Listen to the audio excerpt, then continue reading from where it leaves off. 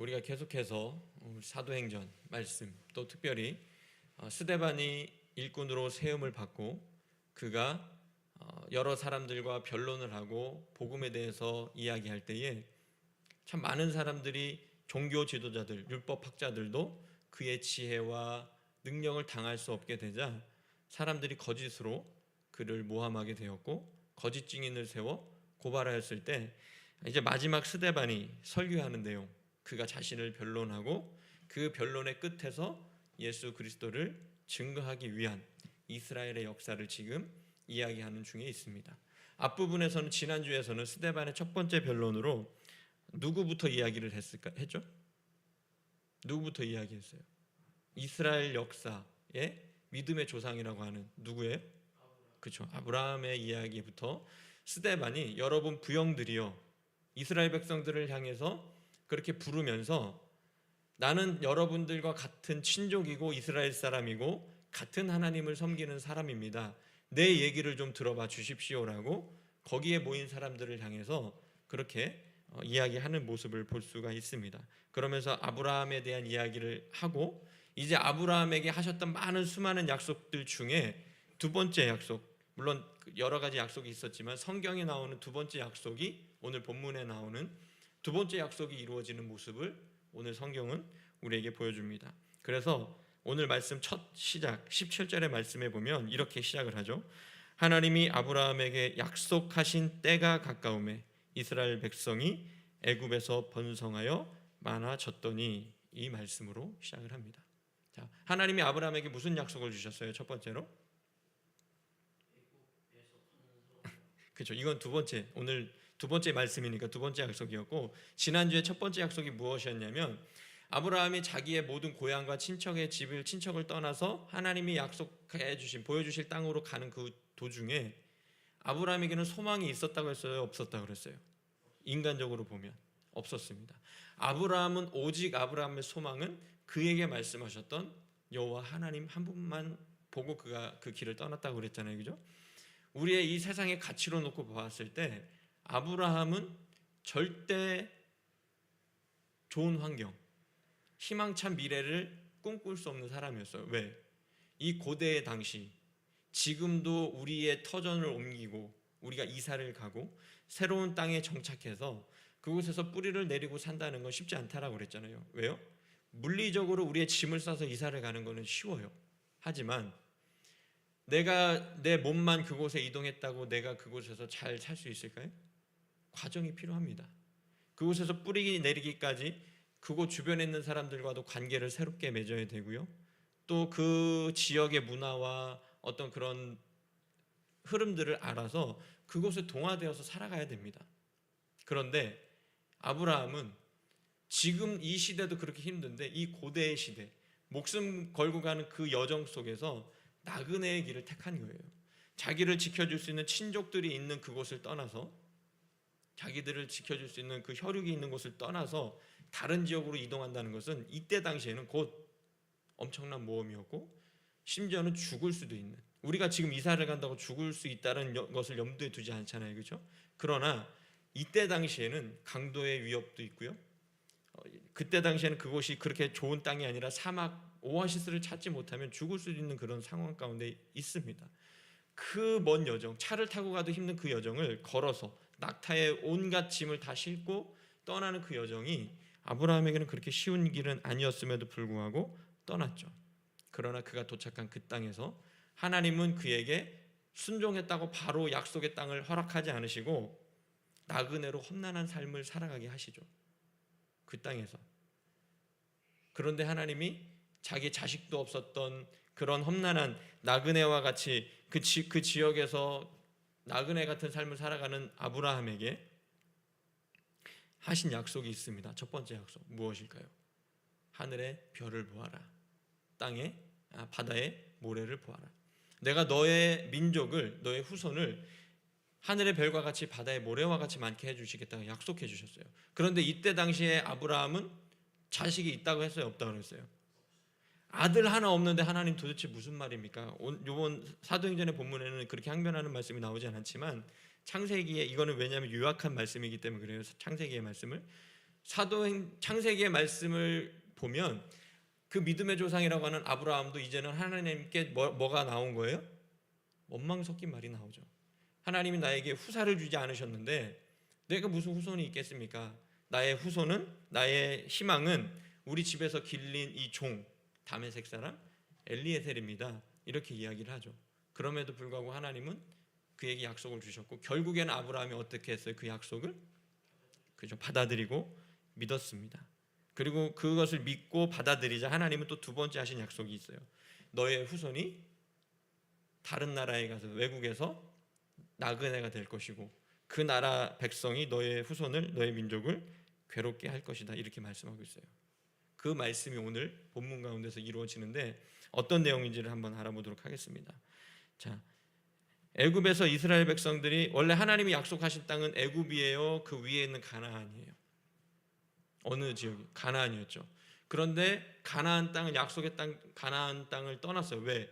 기근 때문에 요셉이 자기의 모든 친족을 애굽으로 불러들이잖아요. 그렇죠? 그곳에 총리가 되었으니까, 또 그곳에는 먹을 것이 있었으니까. 그런데 그렇게 해서 애굽 땅에서 이스라엘 백성들이 번성하고 많아졌는데 애굽에는 왕조가 바뀌었어요. 우리나라 고려 시대에서 조선 시대로 왕조가 바뀌듯 전 왕조, 고려 시대의 충신은 조선 시대에는 뭐가 되는 거예요? 역적이 되는 거죠. 그죠? 고려 시대 충신은 조선 시대에는 좋은 인물이 아니에요. 그러니까 전 왕조의 충신이었던 요셉은 다음 왕조가 바뀌었을 때 그 요셉의 집안은, 그 가문은, 그 민족은 다음 왕조의 좋은 우호적이었을까요? 관계가 나빴을까요? 관계가 당연히 나빴겠죠. 그리고 그 민족이 번성함을 보고 그 나라에 있던 애굽 왕이 이스라엘 백성들을 오늘 스데반의 표현으로 보자면 교활한 방법을 써서 괴롭게 하고 갓 낳은 아기조차 나일강에 버려서 죽여버리는 아주 잔인한 정책을 펼치게 됩니다. 왜냐하면 이스라엘 백성들이 워낙 번성하니까 이 민족이 더 번성했다가는 우리 민족을 반란을 일으킬 수 있고 우리 민족을 곤란하게 할 것 같으니까 그렇게 잔인한 정책을 펼치는 것이죠. 그렇게 하나님께서 아브라함에게 말씀하신 대로 그 후손이 다른 나라 땅에서 나그네가 된 것도 모자라 이제는 노예가 되어 괴로움 당하기를 400년이나 계속될 것이라고 말씀하신 그것이 아브라함에게 400년 전에 하셨던 그 말씀이 오늘 본문에서 이루어지는 것을 볼 수가 있습니다. 자, 우리 하나님 말씀이 이루어지는 것 좋아요, 싫어요? 좋죠. 근데 너의 후손이 종살이하고 너의 후손의 너의 갓나은 자녀들까지 그 민족의 왕에게 죽임을 당할 것이다. 이 말씀이 이루어지는 거 좋아요, 싫어요? 이거는 이 말씀은 정말 잔인한 말씀이죠. 그런데 정말 이 말씀을 해주셨고 이 말씀이 그대로 이루어졌어요. 창세기에서부터 출애굽을 이어가는 말씀을 봐도 그렇고 오늘 스데반이 자신을 변론하면서 이스라엘 역사를 간략하게 요약을 했다라고 했잖아요. 그죠? 너무나도 뛰어난 요약입니다. 그만큼 스데반은 지혜와 능력이 탁월한 인물이었어요. 그가 이 요약한 내용을 보자면 선하신 하나님의 구원의 계획이 이런 것이라니 참 이해가 되지 않죠. 그죠? 4개월도 아니고 우리는 4개월 동안 고통당하는 것도 힘들잖아요. 그죠? 또 4년도 아니에요. 4년 동안 우리가 고통당한다고 생각을 해보세요. 와, 말이 4년이지, 그렇죠? 주영아, 너 만약에 군대 부사관을 가면 4년 6개월 동안 군대에 있을 텐데 좋아요, 싫어요? 힘들겠지, 그죠? 그 정해진 시간이 있음에도 불구하고 힘들 거예요. 그런데 40년, 대부분의 인생의 사람들의 인생의 절반입니다. 그 40년도 아니에요. 400년이나 종으로 살면서 괴로움 당하고 태어나는 어린 아기들까지 살해당하는 그 일들을 그냥 두고만 보고 계시다니 과연 하나님이 선하신 분이 맞나? 이런 질문, 이런 의문도 들 수 있을 것입니다. 그러나 결론부터 말씀드리자면 하나님이 행하시는 그 모든 것이 선하고 옳은 것입니다. 우리의 도덕적인 판단과 상식적으로 마땅한 생각으로 문제가 있어 보이는 일들이 벌어진다 할지라도 하나님이 하신 것이라면 그것이 옳고 선한 것입니다. 그런데 이 상황 자체는 우리가 볼 때 선한 거예요? 악한 거예요? 악하죠. 근데 이 모든 것도 조차 하나님의 구원의 계획 속에 있다는 것을 잊지 않고 말씀을 들었으면 좋겠습니다. 그 고통 중에 있는 사람들의 삶은 상상을 초월할 정도로 힘들고 그들의 아픔은 이 풍족한 시대를 살아가는 우리는 감히 상상도 못하겠지만 그들에게도 하나님의 공평한 은혜를 하나님은 내려주시는 분이십니다. 그런데 성경은 하나님에 대해 이해할 수 없고 오히려 이상한 부분도 많이 있어요. 이런 부분이죠. 일례로 하나님이 이렇게 잔인한 하나님이신가? 왜 이스라엘 백성 자기가 택한 그 민족을 400년 동안이나 이렇게 고통 가운데 내버려 두시고 심지어는 그 어린아이들이 군인들에 의해서 살해당하는 것들을 보시고 하나님은 왜 가만히 계시는가? 왜 선한 사람이 하나님의 말씀대로 정직하게 산 사람은 고통당하고 거짓말하고 사기치고 이 땅의 권력에 빌붙어서 온갖 나쁜 짓을 저지르는 사람들은 왜 지금 잘 먹고 잘 살고 있는가? 이런 의문이 들 수도 있을 것입니다. 하나님이 살아계시다면. 그러나 여러분 기억하십시오. 우리 눈에 어떻게 보이든지 간에 우리 하나님은 선하시고 공평하신 하나님이십니다. 우리가 이것을 이해하기 좋은 찬양의 가사가 있습니다. 송명희 시인이라고 하는 사람이 있어요. 또 옛날 좀 곡이긴 하지만 굉장히 유명한 복음성가가 있습니다. 나라고 하는 복음성가 아시나요? 나 가진 재물 없으나. 자, 이 가사를 소개하기 앞서서 이 송명희 시인에 대해서 좀 이야기를 좀 하고 싶은데, 이 송명희 시인은 굉장히 많은 신앙적 고백적인 시들을 많이 썼어요. 그런데 그가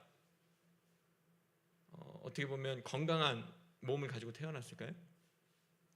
아니죠. 어떤 사람이었어요? 사모님 어떤 사람이었는지 기억나세요? 네? 기억 안 나요? 그분이 쓴 시는 우리가 자주 접해서 알고 있지만 그분의 개인적인 삶에 대해서는 잘 알 수 없어요. 그죠? 그런데 이거 한 가지만은 우리는 알 수 있어요.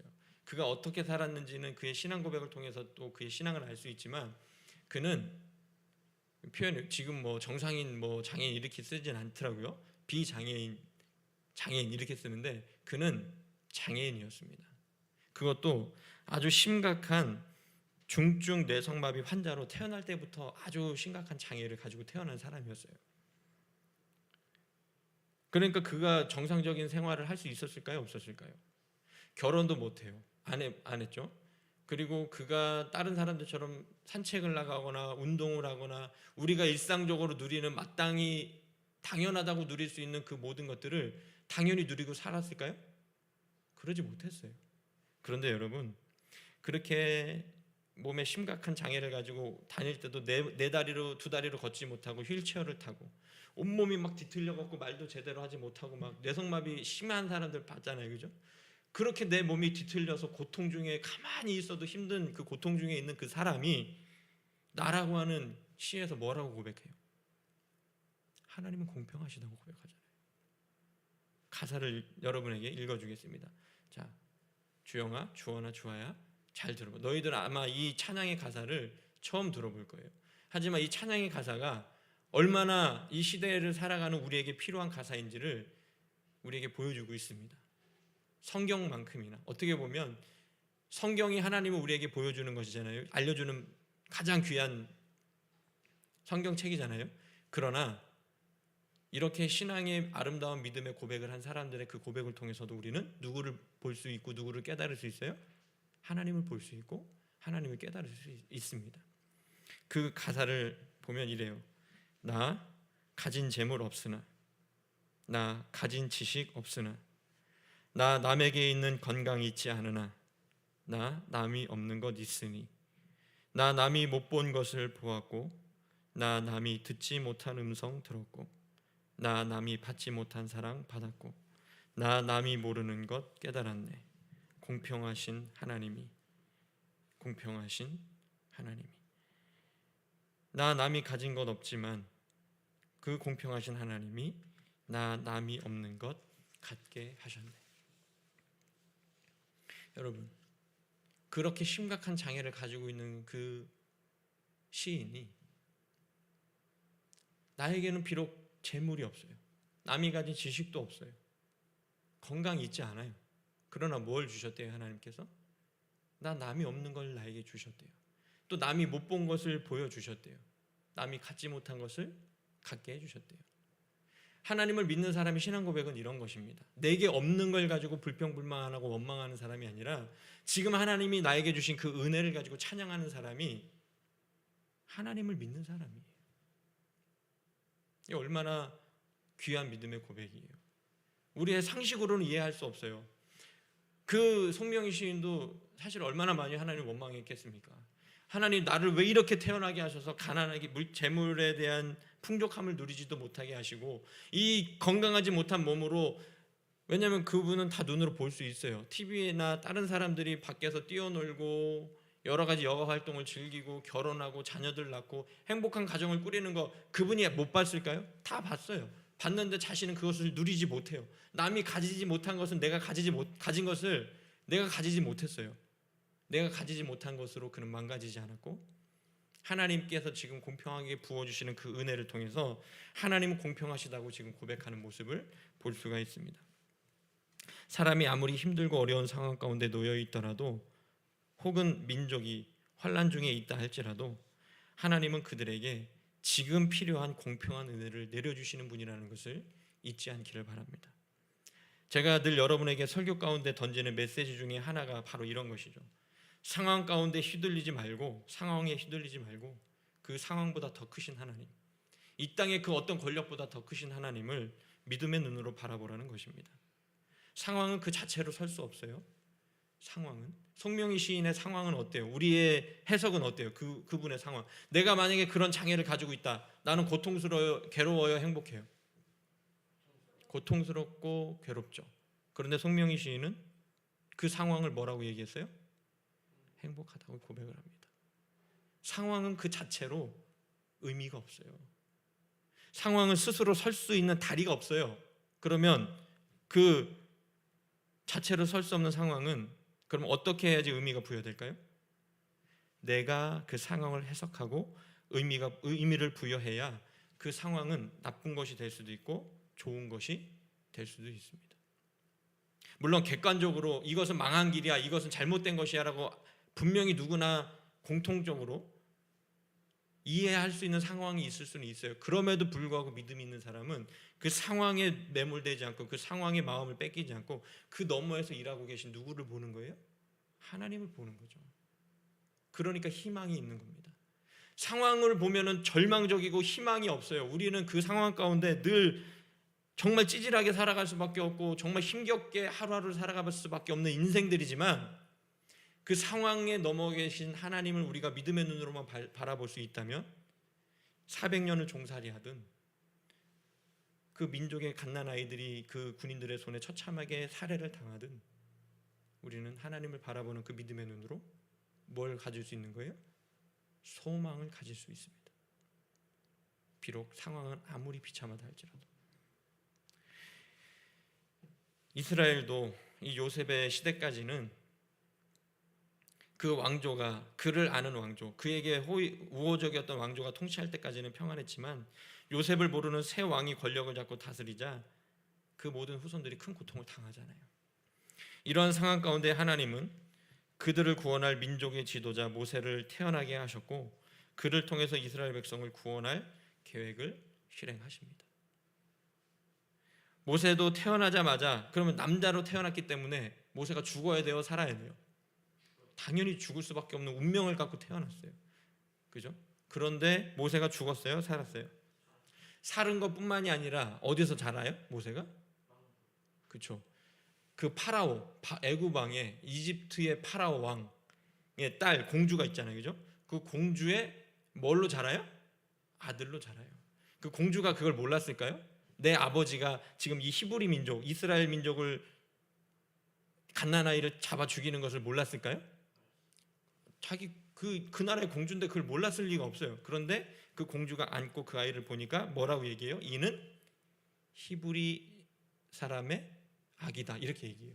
그러면서 그 공주가 잔인하게 똑같이 군인들처럼 그 나일강에 빠뜨려서 그 아이를 익사시켰어요? 어떻게 했어요? 불쌍한 마음을, 근데 그 마음을 움직이신 분이 누구세요? 그런 게 하나님이십니다. 사람의 마음은 사람이 바꿀 수 없어요. 남편도 부인을 바꿀 수 없고, 부인도 남편을 바꿀 수 없고, 부모도 자식을 바꿀 수 없고, 자식도 부모를 바꿀 수 없습니다. 사람의 마음을 변화시키고 상식적으로 불가능한 일을 가능케 하시는 분이 누구시라는 거예요? 하나님이라는 것이죠. 그 하나님이 그 공주의 마음을 만지셔서 그 아이를 긍휼히 여기는 마음을 주셨고, 그 아기를 자기의 아들로 왕궁으로 데려가서 키우게 합니다. 그런데 오늘 본문엔 요약이 돼서 나오지 않지만 그 모세를 젖 먹이면서 키운 사람이 누구예요? 그의 친엄마예요. 요게벳. 이 히브리 아이를 키울 유모를 구해와라 했더니 거기까지 따라왔던 그의 친엄마 미리암이 제가 그럼 그분을 소개시켜드리겠습니다 하고 자기의 친엄마를 데리고 오잖아요. 그러면서 그 엄마의 젖을 먹고 크면서 이 모세는 어머니에게 너는 이스라엘 민족이다라는 그 교육을 받았습니다. 그래서 애굽 땅에서 그가 40년이나 되는 그 당시에 가장 발전한 문명을 가진 애굽에서 이스라엘 그 애굽의 모든 문명을, 지혜를 그가 배우게 되죠. 그러다가 한 가지 또 사건이 일어나게 됩니다. 그의 나이가 40이 되자 그의 형제 이제 이스라엘 백성들을 돌볼 생각이 난 거예요. 아, 이제 내가 내 친족을, 민족을 좀 돌봐야겠다.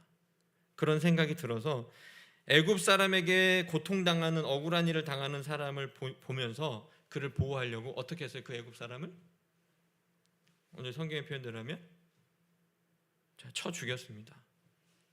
이만큼 모세는 열정이 있었고 자기 민족을 향한 사랑이 있었어요. 그런데 그 다음 날 또 그 형제끼리 싸우는 모습을 보게 되죠. 그러니까 모세가 그것들을 또 중재하기 위해서, 화해시키기 위해서 그 가해자에게 책망합니다. 너희는 같은 민족인데 왜 서로를 해치느냐? 이렇게 이야기하자 그 가해자였던 사람이 모세를 확 밀치면서 이렇게 얘기해요.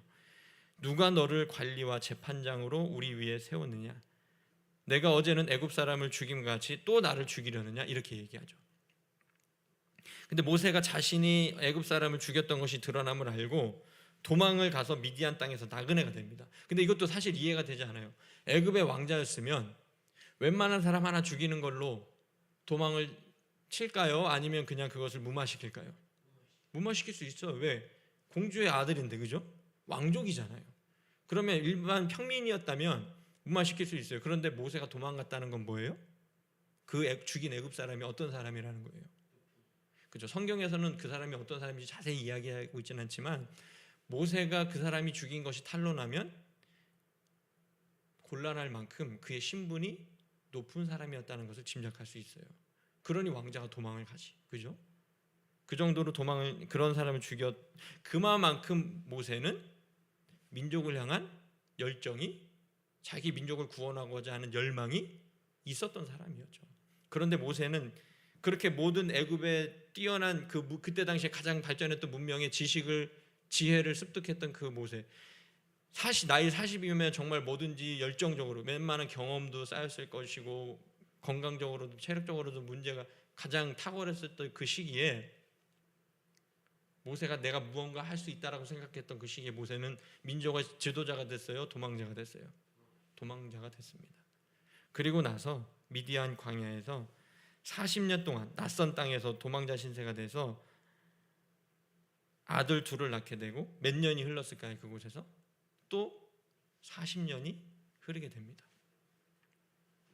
그때에 또 시내산 광야, 가시나무 떨기 불꽃 가운데 하나님이 그에게 나타나시죠. 그러면서 그에게 하나님의 음성을 들려주게 됩니다. 32절부터 34절의 말씀은 모세를 부르시는 내용의 말씀인데 제가 읽어드리겠습니다. 나는 내 조상의 하나님, 즉 아브라함과 이삭과 야곱의 하나님이라 하신대 모세가 무서워 감히 바라보지 못하더라. 주께서 이르시되 내 발의 신을 벗으라. 내가 서 있는 곳은 거룩한 땅이니라. 내 백성이 애굽에서 괴로움을 받음을 내가 확실히 보고 그 탄식하는 소리를 듣고 그들을 구원하려고 내려왔노니 이제 내가 너를 애굽으로 보내리라 하시니라. 하나님이 이제서 뭐 한다고요? 이제 내가 너를 애굽으로 보내리라 이렇게 말씀하시죠.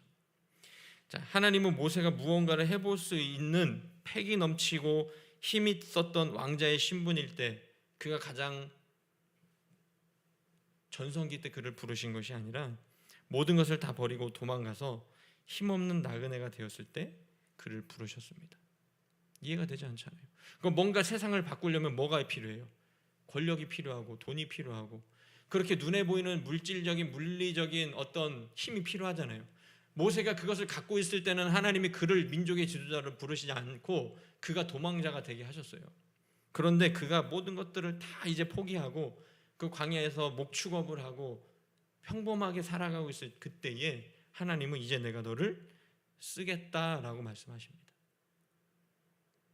우리의 상식으로는 이해가 되지 않아요. 왜 조금이라도 가능성이 있을 그때에 하나님은 부르시지 않고 모든 것을 포기하고 나이가 많아 방랑자와 같이 나그네가 된 모세를 그렇게 부르셨을까요?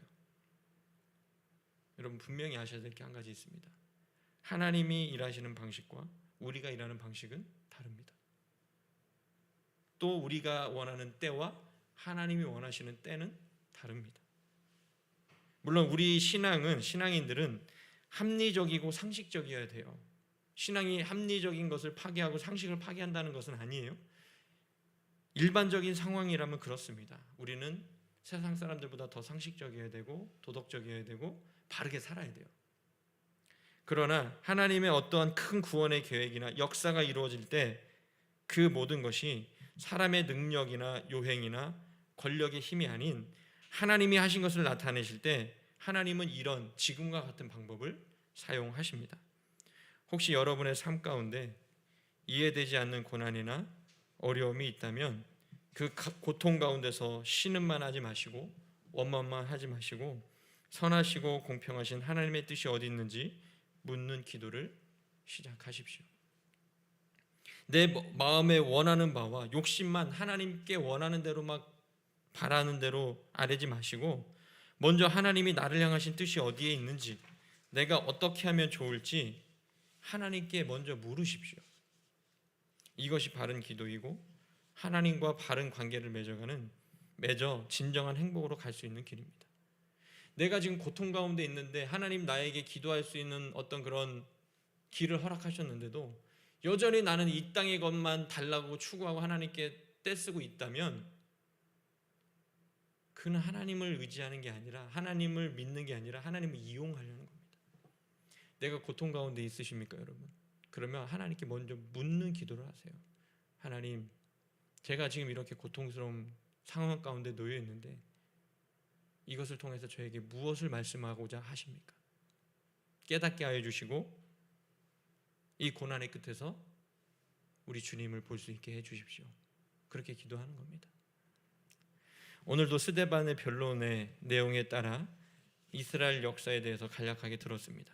다음 주까지 한 번 더 그 이후의 이야기들을 그의 변론에 대한 내용을 마무리할 텐데 지난주에 말씀드린 스데반의 이 변론의 목적, 이 이스라엘 역사를 간략하게 요약해서 같은 이스라엘 민족들에게 들려주는 그 목적이 어디에 있다고 그랬어요? 자기를 변호하고 이 위기를 벗어나고자 하는 데 있다고 그랬나요? 아니죠. 물론 그것도 있지만 그의 궁극적인 목표는 무엇이었을까요? 뭐였어요? 그렇죠. 예수 그리스도를 증거하기 위해서 지금 자신을 변론하는 겁니다. 그리고 이스라엘 백성의 그 역사에 대해서, 민족의 역사에 대해서 이렇게 이야기를 하고 있는 거예요. 바로 스데반의 이렇게 이야기하는 변론과 설교의 목적은 복음 증거에 있다는 것입니다. 이 모든 이스라엘 역사를 통해 우리를 구원하러 오신 예수 그리스도를 증거하려고 스데반은 차분하게 그리고 차근차근 그 동족들에게 자신들의 조상의 이야기를 들려주고 있는 것입니다. 우리도 스데반이 들려준 이 이야기를 통해 날마다 우리의 삶으로 복음을 증거하고 공평하시고 좋으신 하나님과 늘 동행하는 귀하고 복된 삶을 살아갈 수 있기를 바랍니다. 상황에 휘둘리지 마십시오. 하나님은 지금도 살아계십니다. 그리고 공평하십니다. 그리고 우리에게 오늘도 필요한 은혜를 내려주십니다. 그 좋으신 하나님이 우리의 하나님됨을 감사하시고 우리에게 있는 고통과 고난을 이상하게 여기지 마십시오. 그것이 하나님께 갈 수 있는 축복의 통로입니다. 기도하겠습니다. 살아계신 아버지 하나님, 주님의 은혜와 사랑을 진심으로 감사를 드립니다. 오늘도 사도행전의 말씀을 통해서 스데반의 그 변론의 말씀, 이스라엘 역사의 요약한 내용의 말씀을 통해서 그 힘들고 고통 가운데 있던 이스라엘 백성도에게도 하나님은 구원의 빛을 비추어 주시며 하나님의 구원의 계획을 이루어 가시며 또 공평하게 은혜를 내려주시는 분이라는 것을 들었습니다. 하나님, 우리의 삶 가운데 아무리 큰 환난과 어려움이 있다 할지라도 그 상황에 휘둘리지 않게 하시고 그 너머에 계신 하나님을 믿음의 눈으로 바라보아 우리가 정말 하나님께서 함께 하시는 그 은혜를 마음껏 누리며 살아갈 수 있는 귀하고 복된 믿음의 성도들 될 수 있도록 축복하여 주옵소서. 감사를 드리며 예수 그리스도의 이름으로 기도하옵나이다. 아멘. 찬송가 393장 찬양합니다.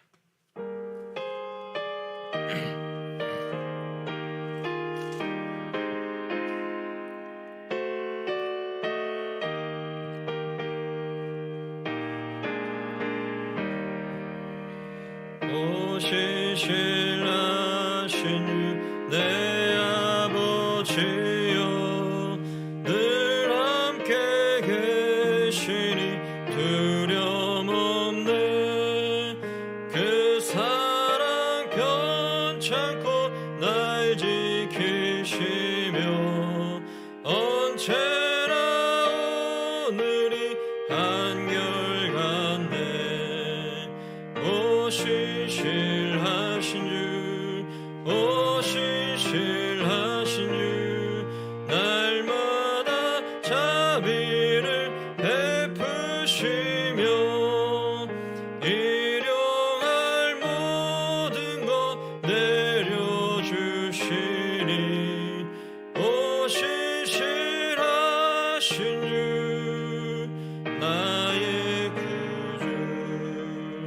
봄철과 또 여름, 가을과 겨울, 해와 달 별들도 다 주의 것. 만물이 주 영광 드러내도다. 신실한 주 살아 나타내네. 오 신실하신 주, 오 신실하신 주, 날마다 자비를 베푸시며 일용할 모든 것 내려주시니 오 신실하신 주, 나의 구주. 내 죄를 아니하시고 주칠이 오셔서 인도하네. 오늘의 힘되고 내일의 소망, 주만이 만복을 내리시네. 오 신실하신 주, 오 신실하신 주, 날마다 자비를 베푸시며 일용할 모든 것 내려주시니 오 신실하신 주, 나의 구주. 드린 예물 위해서 기도하겠습니다. 온 우주 만물을 창조하시고 자신의 뜻대로 그 모든 것들을 다스리시는 살아계신 하나님 아버지, 오늘도 우리의 생명과 우리의 삶과 우리의 모든 물질과 우리의 시간의 주인이 하나님이심을 믿음으로 고백합니다. 우리를 그 좋으신 하나님, 공평하신 하나님이 날마다 가장 좋은 길로 인도해 주심을 의심하지 않게 하여 주시고, 우리가 고통과 환난 중에 있더라도 그 믿음을 잃지 않도록 은혜를 더하여 주옵소서. 또 우리에게 주신 그 모든 물질의 주인이 하나님이라는 것을 고백하기 위하여 11조로 감사헌금으로 선경금으로 여러 모양으로 마음 담아 드리는 이 귀한 예물을 하나님 기쁘게 받아 주셔서 이 예물이 쓰이는 곳에서 하나님의 영광이 나타나게 하여 주시고, 하나님이 기쁨이 되며 이 땅 가운데 복음이 충만히 증거되는 기업과 복된 도구로 사용될 수 있도록 축복하여 주옵소서. 우리 주님의 교회가 아직은 미약합니다. 그러기에 돕는 여러 교회들, 기관들, 또 손길들이 있습니다. 그들의 삶을 주님께서 풍성케 하여 주시고, 그들이 있는 그 자리에서 하나님이 주시는 은혜를 마음껏 누리며 살아가는 귀하고 복된, 가장 축복된 인생들 될 수 있도록 은혜를 더하여 주옵소서. 감사를 드리며 예수 그리스도의 이름으로 기도하옵나이다. 아멘. 교회 소식 전합니다. 오늘은 성령 강림절 후 13번째 주일입니다. 우리가 사도행전으로 말씀을 설교를 들은 지 몇 번째가 된다는 거예요? 그렇죠. 13번째. 성령 강림주일부터 우리는 사도행전으로 하나님 말씀을 듣고 있습니다. 그리고 온 가족 성경 통독도 이번 주에 계속 진행됩니다. 그리고 온라인으로 함께 예배드리기 원하는 분은 아산 주님의 교회 주일 예배라고 이렇게 검색하시고 뒤에 해당하는 날짜를 검색하시면 인터넷으로, 유튜브로 실시간 스트리밍으로 함께 예배할 수 있습니다. 자, 다 같이 일어나겠습니다. 우리를 서로를 축복하는 시간 갖도록 하겠습니다. 축복합니다. 축복합니다. 주님의 이름으로 축복합니다. 주님의 축복합니다. 우리 주원이 주화를 향해서 축복합니다. 주님의 이름으로 우리 새로 오신 축복합니다. 주님의 사랑 우리 모두에게, 이곳에 모인 주의 거룩한 자녀에게 주님의 기쁨과 주님의 사랑이 충만하게 넘치기를 축복합니다. God bless you. God bless you. 축복합니다. 주님의 사랑으로. 이제는 우리 구주 예수 그리스도의 은혜와 아버지 하나님의 크신 사랑과 성령님의 감화 감동하시며 늘 함께 하시며 용기를 주시는 역사가 이 시간 말씀을 듣고 상황 가운데 휘둘리지 않고 그 너머에 계신 하나님을 바라보아 늘 믿음으로 승리하기를 간절히 소망하는 우리 주님의 교회의 모든 성도들과 함께 예배하는 주님의 자녀들, 또 그 가정과 삶의 모든 터전 위에 이제로부터 영원토록 함께 하시기를 간절히 축원하옵나이다. 아멘.